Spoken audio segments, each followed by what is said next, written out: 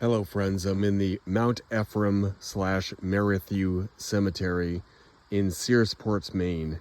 It's just a small little cemetery, but I wanted to put a spotlight on one particular burial here. It's the burial of Joram Nichols.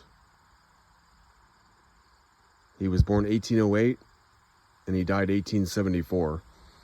He was a musician in the Aroostook War, which was a territorial dispute between Great Britain and Maine in our uppermost county, Aroostook. It wasn't really a war in the sense there was no combat, there was no bloodshed, no bullets, but it was a territorial dispute where the local militia was sent out. Joram Nichols here was a musician. I'm not sure really what he played. It could have been the drums, could have been the flute, could have been the horns, but that's what he's listed as Find a Grave, a musician in the Aroostook War. The dispute was between Maine and what was then the British territory of New Brunswick, which is now, of course, Canada, but at the time it was part of Great Britain.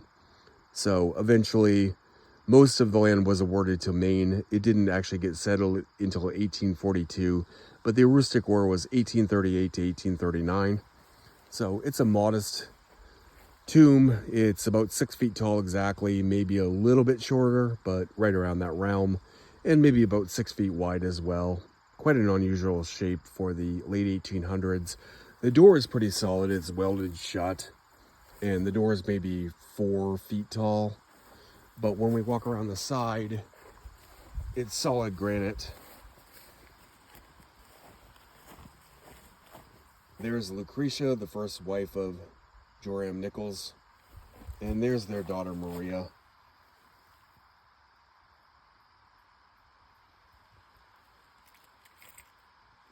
So pretty cool little cemetery. I actually didn't know where it was at. I just happened to be driving by it a few minutes ago.